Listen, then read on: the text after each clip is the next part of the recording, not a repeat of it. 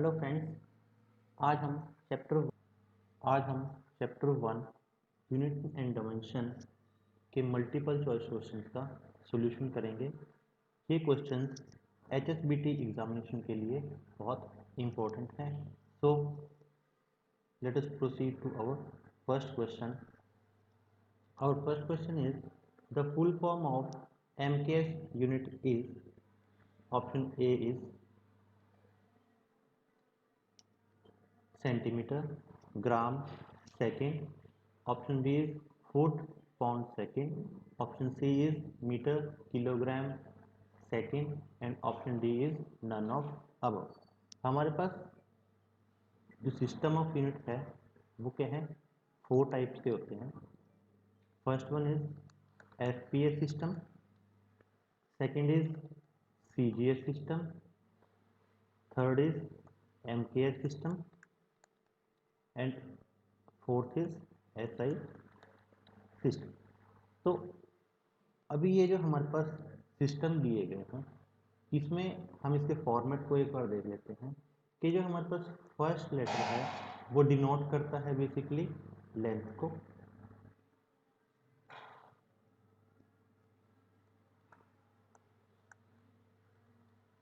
Second letter denote करता है मास को,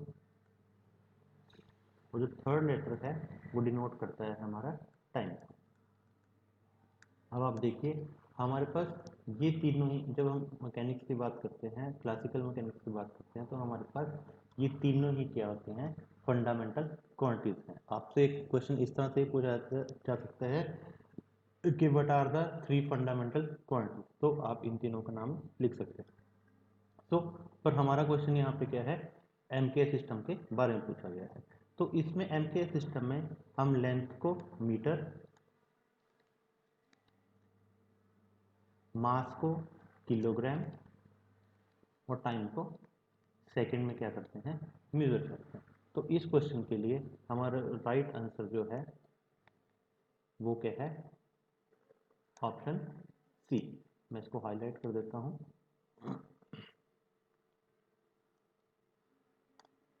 option C is the correct. मान लीजिए एग्जाम में आपको MKS सिस्टम ना पूछ के एग्जामिनर क्या है, CGS सिस्टम के बारे में पूछ लेता है। तो CGS सिस्टम का मतलब क्या है, CGS सिस्टम में हम लेंथ को सेंटीमीटर, मास को ग्राम, टाइम को सेकंड में क्या करते हैं, मेजर करते हैं। इसी तरह से जो FPS सिस्टम है उसमें लेंथ को फुट में, मास को पाउंड में और टाइम को सेकंड में क्या करते हैं, मेजर करते हैं। इन SI सिस्टम, जो SI सिस्टम है वो क्या है, एक एडवांस फॉर्म है हमारे पास MKS सिस्टम की। यहाँ पे हमारे पास हम क्या करते हैं, 3 ही यूनिट्स को यूज करते हैं, बट SI सिस्टम में हमारे पास 7 + 2 यूनिट्स का एक टेबल होता है। ये जो 2 यूनिट्स होते हैं ये क्या होते हैं, एंगल मेजरमेंट के लिए होते हैं, जिसमें हम रेडियन एंड स्टे रेडियन की बात करते हैं। सो इस क्वेश्चन के लिए हमारा ऑप्शन क्या है, सी क्या है, correct. So now next question, M1 L1 T-2 is the dimensional formula for, option A is force, option B is coefficient of friction, option C is modulus of elasticity and option D is energy। जब कभी भी आपको इस तरह का expression दिखाई देता है तो आपने समझ लेना है कि वो क्या दिया गया है, किसी भी फिजिकल क्वांटिटी का डायमेंशनल फॉर्मूला है। इस तरह के एक्सप्रेशन जो हैं वो कभी भी किसी कोफिशिएंट को रिप्रेजेंट नहीं करते। तो ऑप्शन बी और सी तो इसमें क्या है, गलत है ना। अब हम चेक कर लेते हैं कि जो हमें फॉर्मूला दिया गया है वो किस फिजिकल क्वांटिटी का है, ए फोर्स का है या डी एनर्जी का है।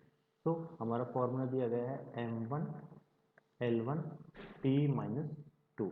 अगर हम इन नोटेशंस को फिजिकल क्वांटिटी के टर्म में ब्रेक करते हैं तो हमारे पास क्या आता है, मास की वैल्यू कितनी दी गई है 1, लेंथ भी कितनी है 1,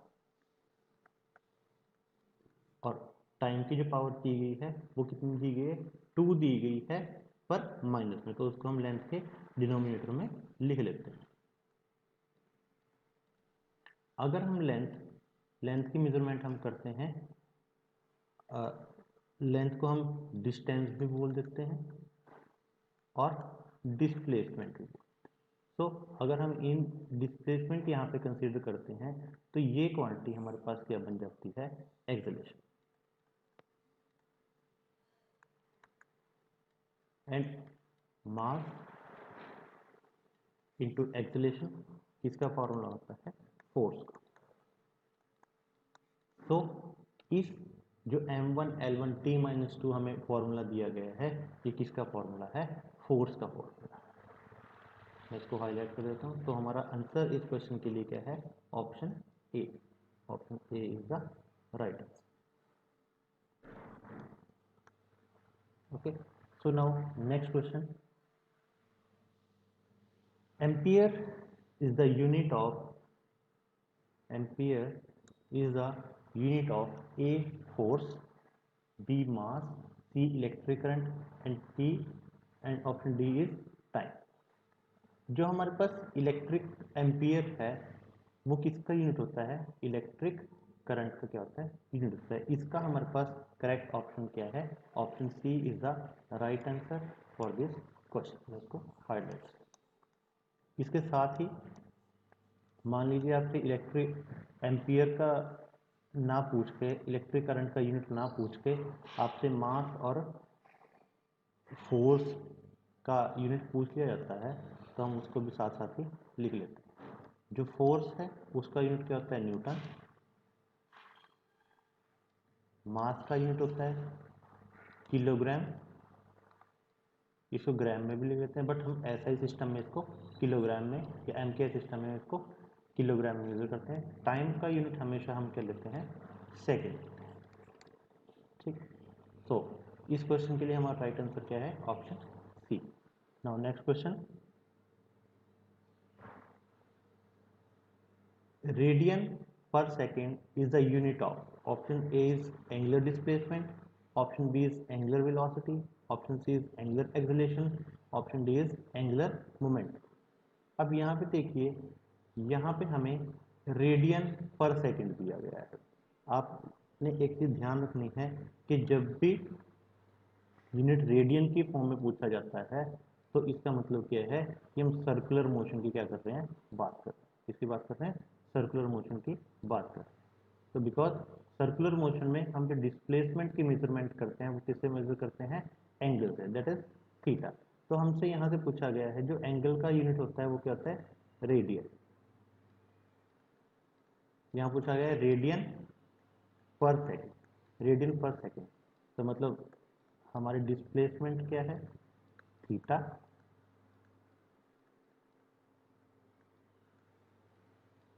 और टाइम क्या है, second. So this is the angular displacement, this is the angular displacement,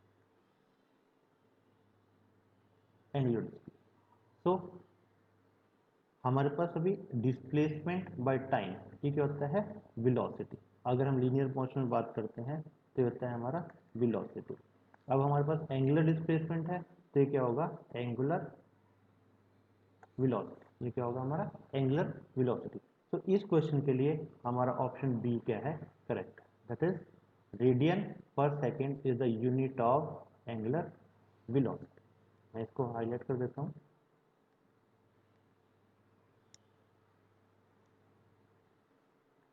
option B, radian per second is the unit of angular velocity. अगर इसी तरह से क्वेश्चन में रेडियन पर सेकेंड की जगह आपको रेडियन पर सेकेंड स्क्वायर दे दिया जाए तो वो किसका यूनिट होगा, आपका angular acceleration.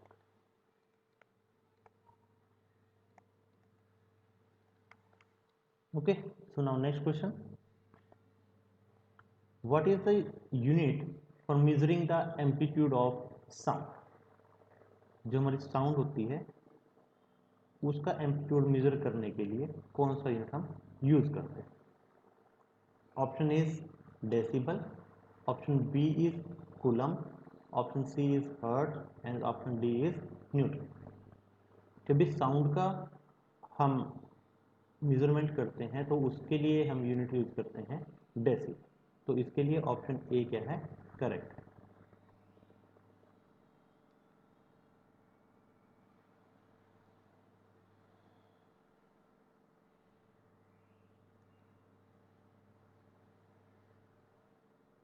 Option A is the correct option.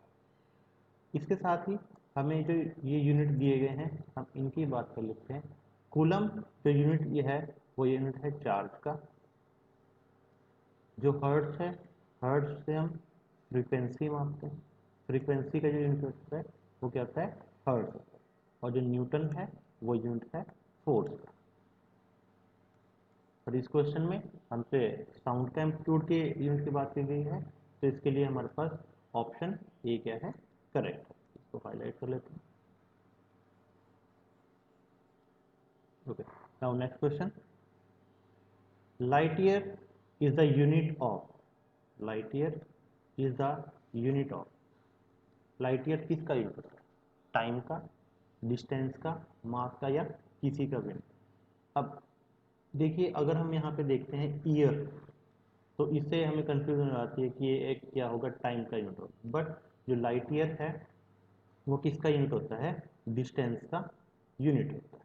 This is the time, this is sorry this is the distance travelled by light in 1 year. This is the distance travelled by light in 1 year. इसकी जो value होती है, कई बार exam में आपसे value भी पूछी जा सकती है, तो इसकी एग्जैक्ट वैल्यू होती है 9.5 इंटू 10⁻15 मीटर। इसको आपको क्रैम करने की जरूरत नहीं है, आप इसको simply distance is equal to speed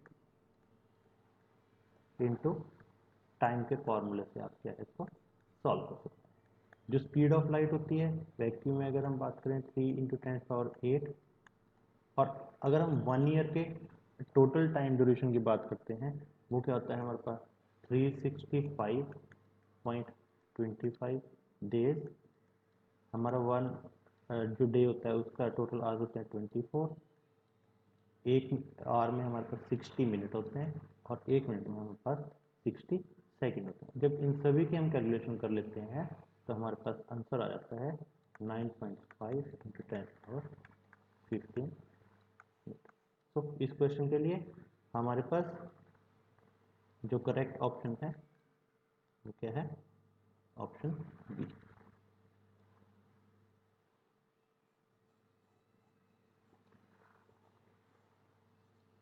now next question.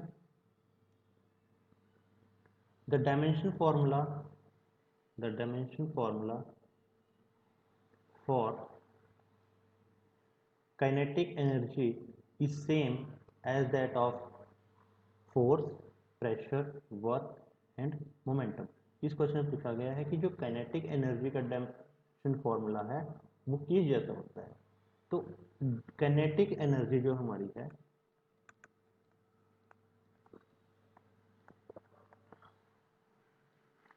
वो क्या है? ये क्या एक टाइप की एनर्जी है, और कोई भी जो एनर्जी है वो इक्विवेलेंट होती है वर्क डन के। तो जो एनर्जी का फॉर्मूला होगा, डायमेंशनल फॉर्मूला होगा, वही क्या होगा? वर्क का फॉर्मूला होगा। तो इस क्वेश्चन के लिए हमारा ऑप्शन सी क्या है? करेक्ट है। Option C is the correct option. ये जो हमारा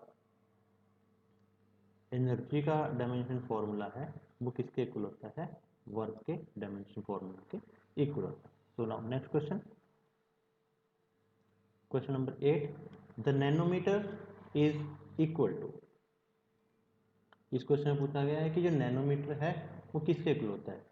option A 10⁻⁹ metre, option B 10⁻⁶ metre, option C 10⁻³ metre and option D is 10⁻² metre.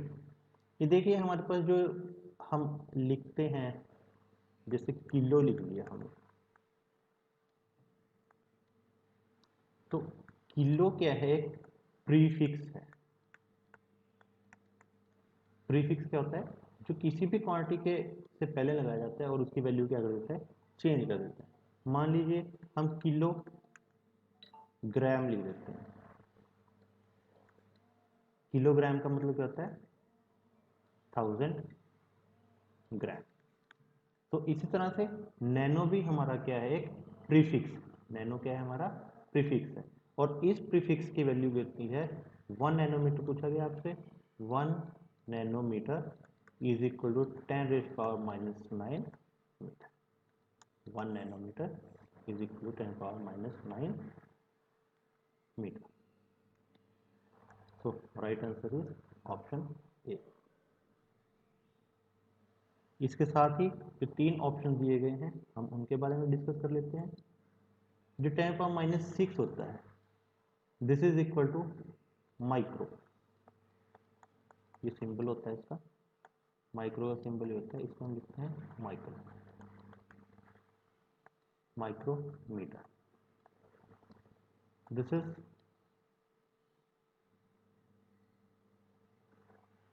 Millimetre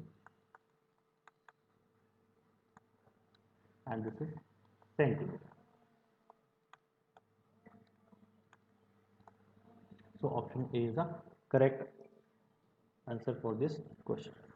Now next question. The dimension formula of power is, यहाँ पे हमें चार पूछा गया है कि जो पावर है उसका डायमेंशन फॉर्मूला क्या होता है। सबसे पहले हम देख लेते हैं कि जो डायमेंशन, जो हमारी पावर होती है वो एक फिजिकल क्वांटिटी है, जो उसका फिजिकल फॉर्मूला क्या होता है, वर्क डिवाइडेड बाय टाइम। कभी भी आपको कोई भी क्वेश्चन दिया जाए जिसमें आपको डायमेंशन फार्मूला पूछा जाए, उसमें आपने क्या है, सबसे पहले उस फिजिकल क्वांटिटी का फॉर्मूला को ब्रेक कर लेना। तो वर्क को हम फर्दर ब्रेक कर सकते हैं, फोर्स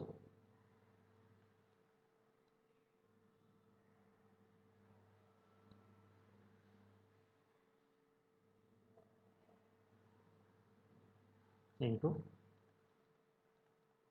डिस्टेंस और time as.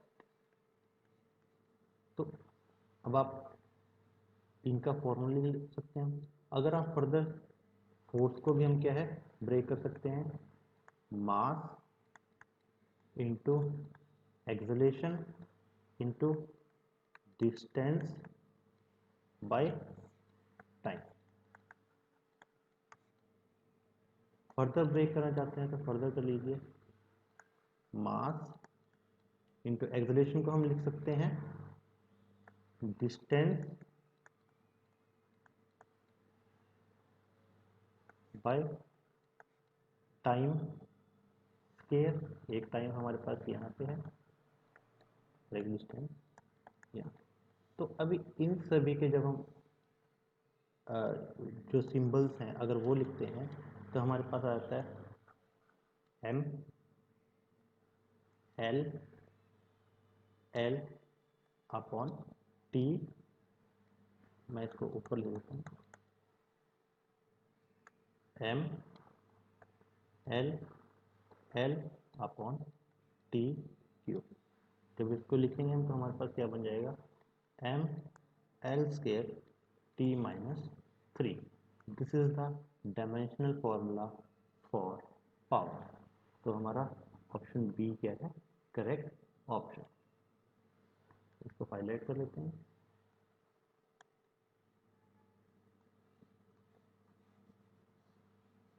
Option B is the right answer for question number 9. Now next question. Which of the following quantity is dimensional variable?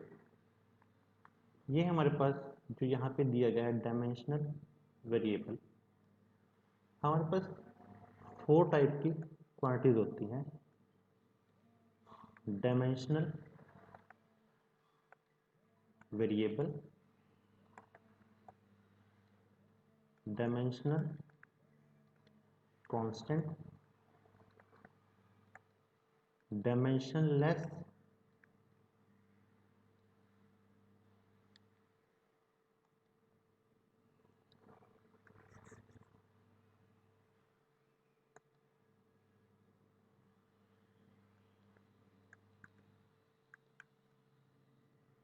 Variable और डायमेंशन लेस कांस्टेंट।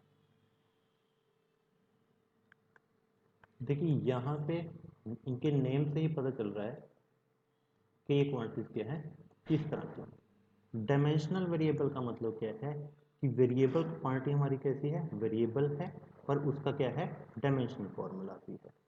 मान लीजिए अगर हम बात करते हैं वेलोसिटी की बात करें, वेलोसिटी क्या है, वेरिएबल क्वांटिटी, वेलोसिटी क्या है, वेरिएबल क्वांटिटी, पर इसके साथ साथ इसका क्या होता है, डायमेंशनल फार्मूला भी होता है। इसका डायमेंशनल फार्मूला क्या होता है, m0 l1 t माइनस, ये सब क्या होता है, डायमेंशनल। अगर डायमेंशनल कांस्टेंट की बात करें, ये इस तरह की क्वांटिटी है जिसका क्या डायमेंशनल फार्मूला तो है, बट क्वांटिटी क्या है हमारे पास, कांस्टेंट है। लाइक अगर हम ग्रेविटेशनल कांस्टेंट की बात करें,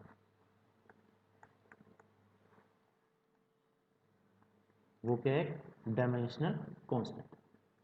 नेक्स्ट डायमेंशनलेस वेरिएबल, ये इस तरह की क्वांटिटीज है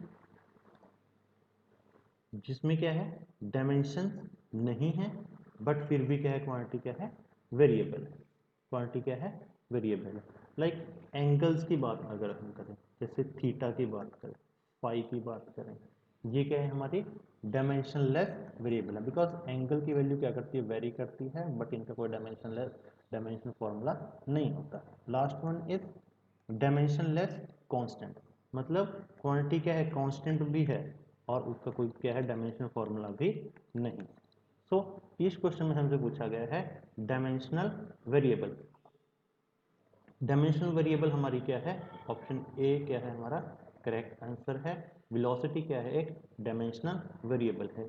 ये इन सभी की एक्सप्लेनेशन आपको इसलिए बताई जा रही है क्योंकि एग्जाम में मान लीजिए आपसे डायमेंशनल वेरिएबल ना पूछ के आपसे डायमेंशन लेस वेरिएबल पूछ लिया जाए, डायमेंशन लेस कॉन्स्टेंट पूछ लिया जाए, तो आप उनके आंसर दे पाओ। तो इस क्वेश्चन के लिए हमारे पास जो करेक्ट ऑप्शन है वो क्या है, option number A, that is velocity. Velocity क्या है, डायमेंशनल वेरिएबल है, इसका हमारे पास डायमेंशनल फॉर्मूला भी होता है और ये क्या है, variable. Now next question, question number 11, which of the following formula is dimensionally incorrect? Option A is F is equal to ma, b is, option B is V is equal to U plus AT, option C V cube minus U square is equal to 2as, option D V cube minus U square is equal to 2as। Sorry, यहाँ पे जो option C और D हैं वो दोनों same हैं, आप इसमें से एक ऑप्शन को चेंज कर लीजिए। यहाँ पे आप वी क्यू की जगह वी स्क्वायर कर लीजिए। तो इसे डायमेंशनली इनकरेक्ट पूछा गया है, इसका मतलब क्या है कि आपने डायमेंशनल एनालिसिस की हेल्प से इन फॉर्मूलाज को चेक करना है वन बाय वन, कि आप उसमें डायमेंशन फार्मूला की वैल्यू डालेंगे और अगर मान लीजिए अगर हम f is equal to M A इस ऑप्शन को चेक करते हैं तो आपने इसमें क्या करना होगा, दोनों साइड पहले f की डायमेंशन डालनी होगी और दूसरी साइड क्या करनी होगी, m एंड a की डायमेंशन डालनी होगी। अगर आपकी left hand side right hand side के इक्वल आ जाती तो आपका जो फॉर्मूला है वो क्या है, करेक्ट है। और अगर left hand side right hand side के इक्वल नहीं आती तो आपका डायमेंशनल फॉर्मूला क्या है, इनकरेक्ट है। तो हम यहाँ पे एक ऑप्शन के लिए चेक कर लेते हैं। मान लीजिए F is equal to M A आपको दिया गया है। आपके पास फोर्स का डायमेंशन फॉर्मूला जो होता है लेफ्ट हैंड साइड लिख लेते हैं। फोर्स होती है मास। अगर आपको एग्जाम में किसी भी फिजिकल क्वांटिटी का डायमेंशन फॉर्मूला याद नहीं आता है तो आपके फॉर्मूला को लिखिए, उसको ब्रेक कीजिए और सारी क्वांटिटीज को उसमें लिख दीजिए। फोर्स होती है मास इंटू एक्सेलरेशन। मास का डायमेंशन फॉर्मूला m, एक्सेलरेशन का एल टी माइनस वन। तो हमारे लेफ्ट हैंड साइड की आ गई M L one T minus one. अब राइट हैंड साइड के लिए सॉल्व कर लेते हैं। m इंटू ए, मास का डायमेंशन फॉर्मूला m, एक्सेलरेशन का dimension formula L T minus one. तो यहाँ से आप देखिए हमारी राइट हैंड साइड और लेफ्ट हैंड साइड दोनों क्या है, इक्वल है। तो F is equal to M A हमारा क्या है, डायमेंशनली करेक्ट। इसी तरह से हम क्या करते हैं, V is equal to U plus A T, जो हमारी ऑप्शन है, इसमें भी हम डायमेंशन फार्मूलाज की वैल्यू फिल कर लेते हैं और इसको चेक कर लेते हैं क्या ये डायमेंशन फार्मूला क्या है, करेक्ट है या इनकरेक्ट। मैं इसको यहाँ से मिटा देता हूँ।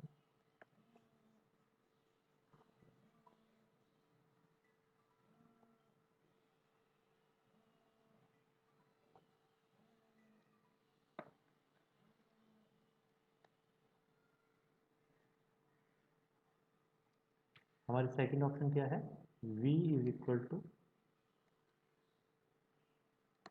You plus at. Left hand side V का डायमेंशन फॉर्मूला क्या होता है, एल टी माइनस वन। ये फिजिकल क्वांटिटी है हमारी velocity.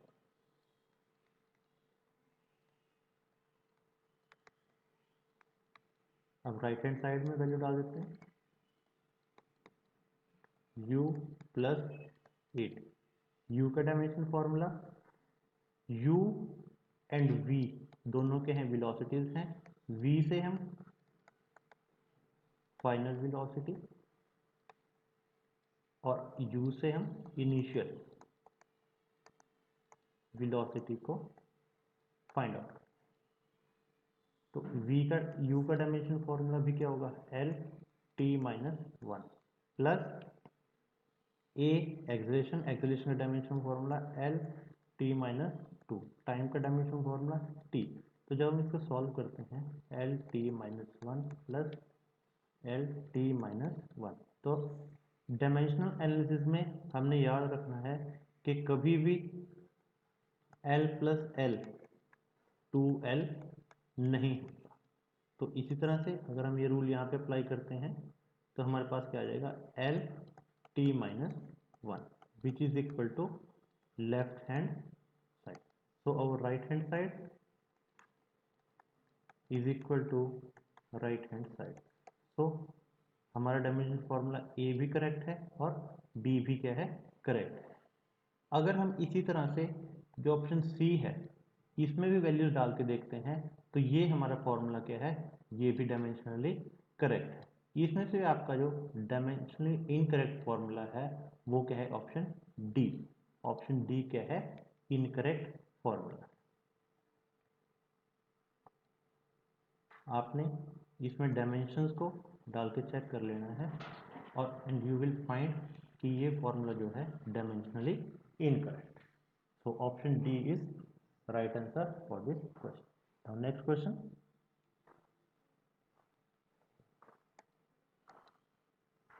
the correct formula to convert a physical quantity from one system to another is, option A is n2 is equal to n1 u1 upon u2, option B is n1 is equal to n2 u1 u2, option C n2 is equal to n1 u2 upon u1 and option D is none of above। इस question में हमें पूछा गया है कि एक physical quantity को एक सिस्टम से दूसरे सिस्टम में कन्वर्ट करने के लिए कौन सा फॉर्मूला क्या है यूज किया जाता है या इसमें से कौन सा ठीक है। जनरली आप लोगों ने देखा होगा कि अगर हम वन किलोग्राम की बात करें उसको हम लिख सकते हैं 1000 ग्राम। ये हमारा वन सिस्टम है, फर्स्ट सिस्टम लिख लीजिए। और ये क्या है हमारा सेकंड सिस्टम। तो कोई भी फिजिकल क्वांटिटी है उसमें दो चीज़ें होती हैं, Q is equal to N into U. Q is equal to N into U. N is the number of times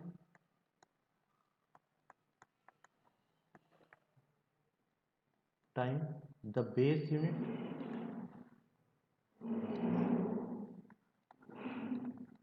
is multiplied and u is the unit। u is the unit। जिस तरह से मान लीजिए हम अब किसी भी physical quantity को, अगर चाहे आप एक सिस्टम में लिखिए या दूसरे सिस्टम में लिखिए, तो उस क्वांटिटी पे ऊपर कोई फर्क नहीं पड़ेगा। मान लीजिए मैं 1 किलोग्राम शुगर, मेरे पास फिजिकल क्वांटिटी क्या है शुगर, इसको मैं 1000 ग्राम शुगर लिख देता हूँ, या मैं शॉप पे जाकर कह देता हूँ कि 1 किलोग्राम शुगर दे दीजिए या 1000 ग्राम शुगर दे दीजिए, तो उससे कोई फर्क नहीं पड़ेगा। तो इसी तरह से जो उसका मैग्नीट्यूड है क्वांटिटी का वो चेंज नहीं होगा, आप उसको चाहे किसी भी यूनिट में बता दीजिए। तो इसी तरह से एक क्वांटिटी को एक क्वांटिटी को एक सिस्टम से दूसरे सिस्टम में कन्वर्ट करने के लिए हमारे पास एक फॉर्मूला होता है, वो हम लिख लेते हैं। आपने ये चीज़ ध्यान रखनी है कि कभी भी हम किसी भी फिजिकल क्वांटिटी को किसी भी यूनिट में बोल रहे हैं उसका मैग्नीट्यूड के ऊपर कोई फर्क नहीं पड़ेगा। अगर हम लिख देते हैं कि मान लीजिए मैं लिख देता हूँ 1 किलोग्राम इज इक्वल टू 1000 ग्राम, तो ये क्या है N1 और ये क्या है U1 और ये क्या है N2 और ये क्या है U2। आपने याद रखनी है कोई भी फिजिकल क्वांटिटी का मैग्नीट्यूड चेंज नहीं होगा, चाहे हम उसको किसी भी सिस्टम ऑफ यूनिट में लिख लेते हैं।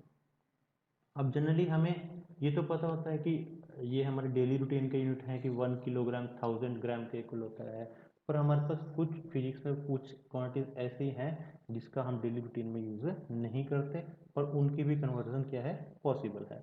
अब मान लीजिए मेरे को ये सिस्टम पता है, अब मेरे को और ये सिस्टम नहीं पता, तो इसको इस सिस्टम से इसमें कन्वर्ट करने के लिए मुझे फाइंड आउट करना है कि हाउ मैनी टाइम्स, कि उसको कितने से मल्टीप्लाई करें कि वो क्या हो जाए दूसरे सिस्टम में कन्वर्ट हो जाए। मेरे को N2 की वैल्यू क्या करनी है फाइंड आउट करनी है।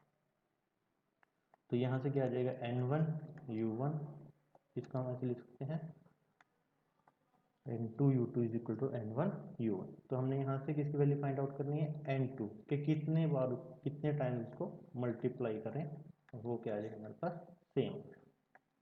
ये फॉर्मूला क्या है, इसमें आपको क्या दिया जाएगा, मान लीजिए आपका जैसे एक न्यूमेरिकल होता है कि 1 newton is equal to how many is equal to how many dyne. ये डाइन क्या है दूसरे सिस्टम का यूनिट है, ये क्या है आपको फर्स्ट सिस्टम का यूनिट दिया गया है, और ये क्या है फर्स्ट सिस्टम में N1 की वैल्यू दी गई। ये आपके पास N1 है, ये U1 है और ये क्या है U2 है। आपने क्या फाइंड आउट करना है N2। तो N2 फाइंड आउट करने के लिए आपको क्या है ये फॉर्मूला यूज करना पड़ेगा। तो इसके लिए हमारे पास जो करेक्ट ऑप्शन है वो क्या ऑप्शन ए, इसको हाईलाइट कर लेते हैं। Option A is the correct answer for this question. Okay. Now next question. 1 joule is equal to how many earths? इस क्वेश्चन में पूछा गया है कि जो 1 जूल है वो कितने अर्ब्स के इक्वल होता है। ये क्वेश्चन जो क्वेश्चन नंबर 13 है, ये क्या है, एक न्यूमेरिकल है बेस्ड ऑन प्रीवियस क्वेश्चन। इस क्वेश्चन में पूछा गया था कि N2 की वैल्यू फाइंड आउट कीजिए, थ्योरेटिकली पूछा गया था। अब ये हमें क्या है, मतलब प्रैक्टिकली एक एग्जांपल दे दिया गया है कि how many joules is equal to how many ergs. तो इसमें सबसे पहले आपने देखना होता है कि जो आपको यूनिट दिया गया है, जो जूल दिया गया है, वो किसका यूनिट है। हमें पता है जूल क्या है हमारे पास, एनर्जी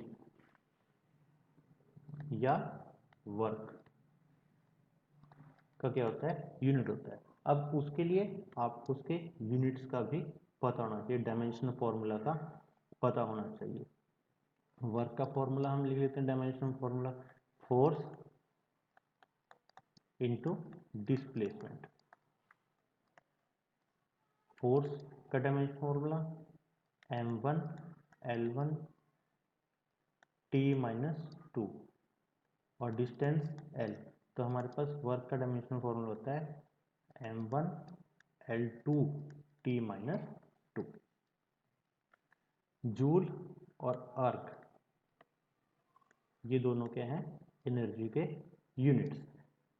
ये हमारा क्या है, एसआई सिस्टम में है, एसआई सिस्टम में लिख दीजिए या एमकेएस सिस्टम में, और ये किस में है, सीजीएस सिस्टम। तो हमने भी फॉर्मूला पढ़ा, N2 is equal to N1 U1 upon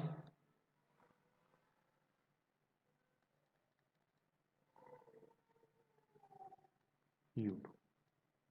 तो इस फॉर्मूले की हेल्प से आप इसमें फाइंड आउट कर सकते हैं। N1 की वैल्यू भी हमारे पास क्या है, 1। U1 की वैल्यू हमें जो सिस्टम दिया गया है, हमें सिस्टम कौन सा दिया गया है, एमकेएस सिस्टम। और ये क्या है हमारा, सीजीएस सिस्टम। ये कौन सा है हमारा, सीजीएस सिस्टम है।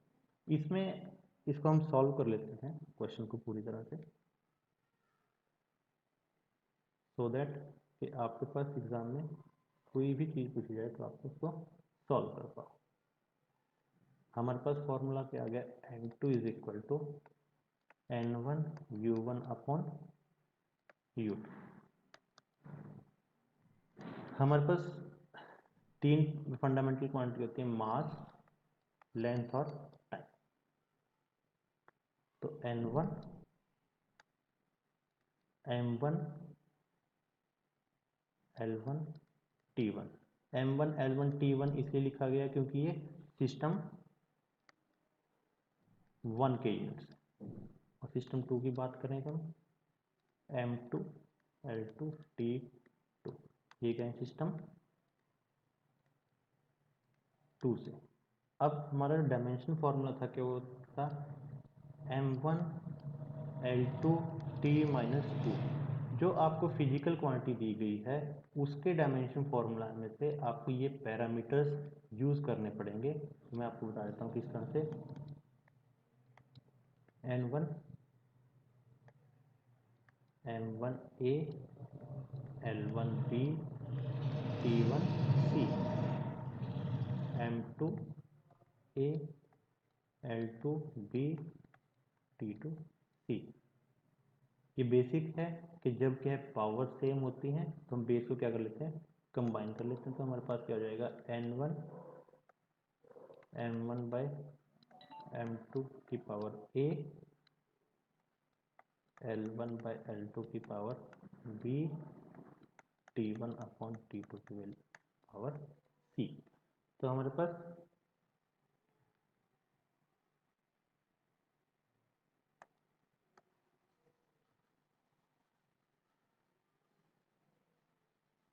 जो A B C की वैल्यूज़ हैं वो हमें कहाँ से मिलेंगी, जो उस फिजिकल क्वांटिटी का डायमेंशन फॉर्मूला हमें दिया गया है। तो A की वैल्यू हमारे पास क्या है, 1, B की वैल्यू हमारे पास कितनी है, 2, और C की वैल्यू कितनी है हमारे पास, -2।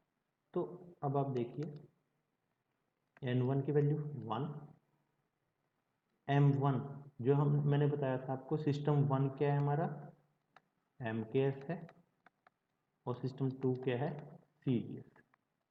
तो एम के एस में हम मास को किलोग्राम और M2 में मास को ग्राम में यूज करेंगे। इसकी पावर कितनी आ जाएगी हमारे पास 1।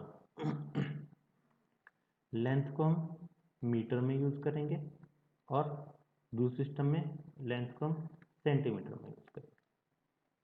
इसकी पावर 2 और टाइम का यूनिट दो यूनिट्स में सेम रहता है, वो करता है सेकंड। इसकी पावर -2। ये यहाँ से कैंसिल हो जाएगा, इसकी वैल्यू 1। इसको यहाँ से मिटा देते हैं।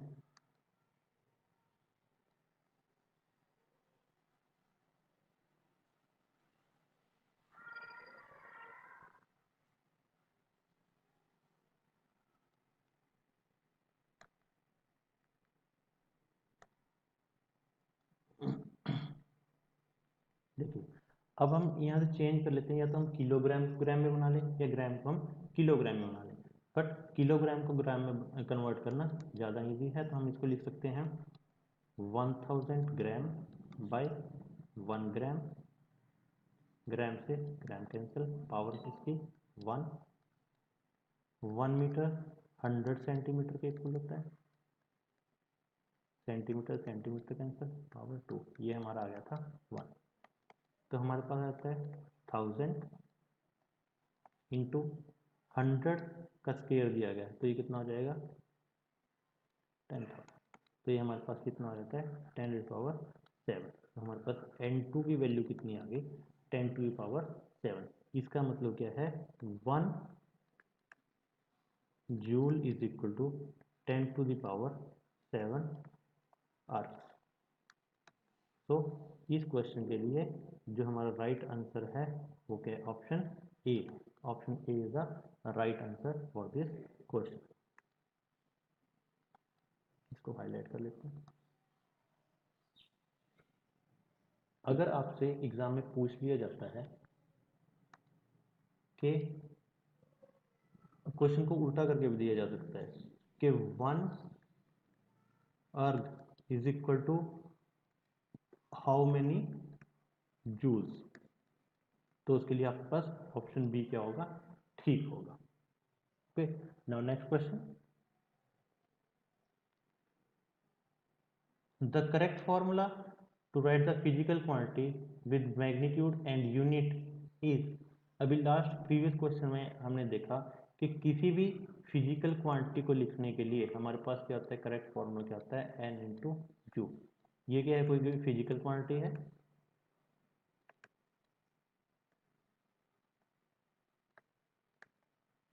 ये क्या है उसका number of times the basic unit is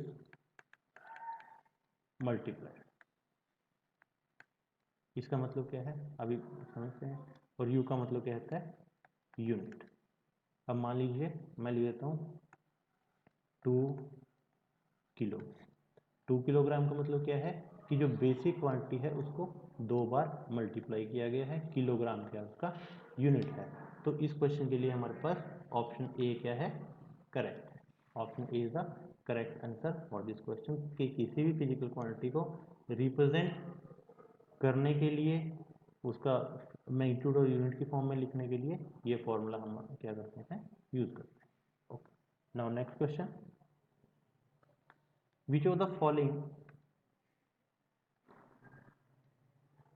following is a fundamental quantity. इसमें हमसे पूछा गया है कि इन चार में से हमारे पास फंडामेंटल क्वांटिटीज कौन सी। सबसे पहले हम समझ लेते हैं कि फंडामेंटल क्वांटिटी क्या होता है।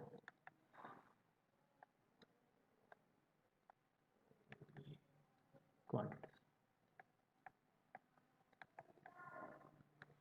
फंडामेंटल क्वांटिटीज क्या है, basic quantities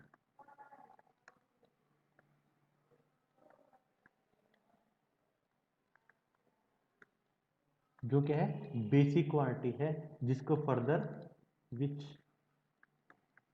can not be derived by use of any other quantity। तो ऐसी क्वांटिटी हमारे पास क्या होती है, जैसे मान लीजिए मास की बात करें हम, किसी बॉडी का मास है, टाइम है और लेंथ है, ये तीन हमारे पास क्या है, फंडामेंटल क्वांटिटी है। ना तो हम टाइम और लेंथ का यूज करके मास को बना सकते हैं और ना ही मास और टाइम का यूज करके हम लेंथ को बना सकते हैं। तो हमारी फंडामेंटल क्वांटिटी क्या है, मास। हमारी फंडामेंटल क्वांटिटी क्या है, मास। तो इसके लिए हमारे पास राइट ऑप्शन क्या है, option C is the right option for this question. इसी तरह से हमारे पास जैसे फंडामेंटल क्वांटिटी पूछा गया है, हमारे पास से डिराइव्ड क्वांटिटी भी पूछा जा सकता है।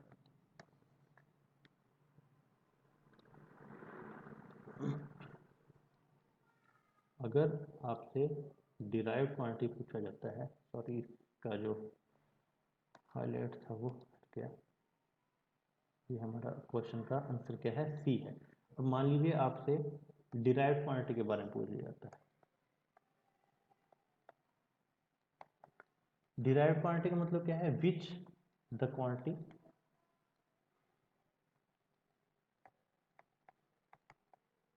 which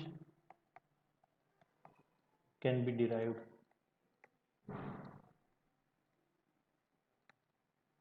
with the help of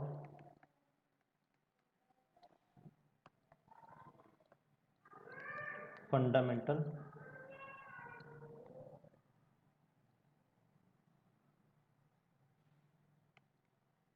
quantity, which can be derived from the fundamental quantity। इसका मतलब क्या है कि फंडामेंटल क्वांटिटी का यूज करके हम अगर नई एक क्वांटिटी बना देते हैं तो उसको बोलेंगे हम डिराइव्ड क्वांटिटी। मान लीजिए अगर हम बात करते हैं स्पीड, स्पीड क्या होता है, डिस्टेंस बाय टाइम। डिस्टेंस क्या है हमारी फंडामेंटल क्वांटिटी और टाइम भी क्या है हमारी फंडामेंटल क्वांटिटी। तो हमने फंडामेंटल क्वांटिटी का यूज करके एक नई क्वांटिटी क्या कर दी है, डिराइव कर दी है। तो speed is a derive quantity. अगर इसी सेम क्वेश्चन में अगर हम देखते हैं, मैं हाईलाइट के लिए दूसरा कलर यूज कर लेता हूं। यहाँ पे जो वेलोसिटी है, फोर्स है और स्पीड है, ये तीनों हमारी क्या है, ये तीनों हमारी क्या है, derive quantity.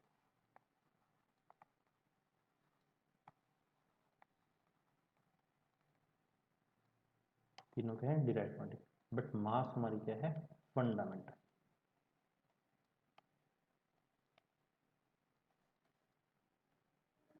Okay, so we have discussed 15 questions here. I hope these 15 questions will be helpful for you. Okay, thank you dear, thank you students.